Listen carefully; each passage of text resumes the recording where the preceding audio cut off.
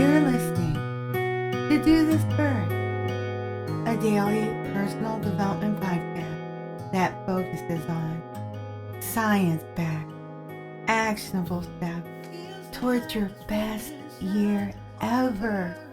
Hi, I'm Stanna, your host. Today we're continuing with our 7th installment of our 10-part series, Life Lessons from the Romantic Era Poets. The third wave Romantic Era poets, which is what we're concentrating on, is a group of writers who emerged in the late 19th and 20th centuries. They were a powerhouse of creativity and innovation in the realm of literature. They were able to build upon the foundations laid by their predecessors in the Romantic movement.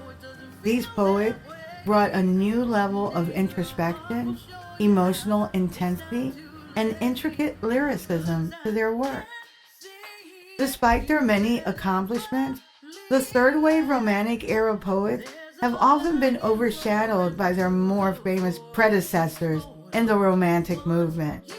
However, their work continues to resonate with readers and scholars alike, offering a unique perspective on the complexities of the human experience and the enduring power of poetry as a form of artistic expression. Today we're going to look at one of the later or third wave Romantic era poets, George Darley. He was an Irish Romantic poet and critic and essayist who lived in London in the early 19th century. He was born in 1795. He was highly intelligent and imaginative, and his work has been lauded for its emotional beauty and creative expression. He also suffered from stuttering, fits of depression, was brutally sarcastic at times, intensely sensitive, and an insufferable egotist. Darley went as far as to say that he was above the vulgar desire for popularity. He also liked mentioning that Coleridge, one of the early Romantic era poets, loved reading one of his works, Sylvia, for inspiration. However, on a good day, he had a delightful conversation brimming with poetic history and insight, and was a joy to be around on a good day. It is said that he resented the lack of recognition his works received and made tough assessments on other poets because of it. Much like his Romantic era predecessors, his poetry often explored themes of love, nature, and the human experience, drawing on the romantic ideals of individualism and emotional authenticity. One of Darley's most famous works was The May Queen, which was published in 1827. The collection is considered one of the finest examples of Romantic poetry. Darley eloquently explores the inevitable passage of time, concentrating on New Year's. Darley's poetry could often be intense, and it captivated the imagination. As a critic, Darley's insights into the creative process and the nature of artistic inspiration were highly regarded by his peers.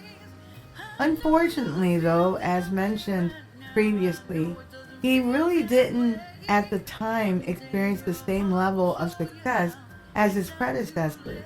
But those that know were admirers of his artistry, like Elizabeth Browning, Lord Tennyson, and Percy Shelley. His works now are being favorably reconsidered in some circles. Darley wrote several notable poems. However, The Fiend is considered among his most dramatic works. The Fiend is dark and intense, and it highlights struggles and the nature of good and evil. This poem is characterized by its emotional depth. Darley presents the struggle between contrasting internal forces, love versus despair, hope versus hopelessness. This conflict serves as a reminder that human emotions are multifaceted and often contradictory. The poet urges us to confront issues rather than ignore them. The poem also highlights how memories of love can haunt individuals. These recollections resonate with both joy and pain, emphasizing that while memories can offer comfort, they can also lead to despair. This duality urges us to acknowledge our past experiences as part of our journey, both good and bad. Most people glamorize past relationships and gloss over the bad parts of their life when they think about their memories. This can cause some to make errors in judgment, like going back to a bad relationship. There is science behind that type of thinking, by the way. It's called bias and recall, and it refers to the systematic errors in our memory retrieval processes that can lead to distortions or inaccuracies in how we remember events. It is a significant area of study in cognitive psychology and neurosciences, as it highlights how subjective factors can influence our recollection of past experiences. In other words, our memories can sometimes lie to us. I'm sorry to tell you. So it's important to remember it all and not just the over-idealized pleasant moments that we only want to recall. The presence of the Fiend symbolizes the unavoidable struggles and darker aspects of life. Darley does not provide a naive view that happiness is always attainable. Instead, he reflects on the reality of suffering and its role in shaping our experiences. The poem suggests that grappling with loss is essential to healing. The speaker's journey through sorrow illustrates the process of coming to terms with what has been lost. While the journey is fraught with pain, embracing one's feelings can lead to self-awareness and growth. Awareness of emotional states is important. Darley's work reminds us to be aware of our emotional state and the psychological effects of grief, love, and regret, acknowledging that we need all these things in order to build resilience. Instead of seeking to flee from sorrow, the poet emphasizes the importance of confronting and reconciling with emotional struggles. By acknowledging the coexistence of joy and pain, we can learn to embrace the full spectrum of our emotions as part of the human experience. This acceptance can diminish the power of the quote-unquote fiend. The act of reflecting on one's feelings and experiences, though painful, can ultimately lead to healing. Through self-exploration, we can transcend the past traumas and find a sense of peace. The juxtaposition of shadows and light encourages us to search for meaning and hope, even in the darkest of times.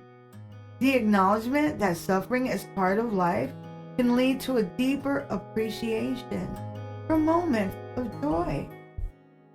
I've included the full transcript of The Fiend in the podcast notes, as well as in my blog. You can visit my blog at dothisfirst.life. You can also sign up for my weekly newsletter there and listen to all 228 podcast episodes. My YouTube channel is at Do This First, and I'm currently at over 6,890 subscribers, so thank you very much. Tomorrow, we'll continue with the third wave of the Romantic era poets. Till tomorrow. Moving back.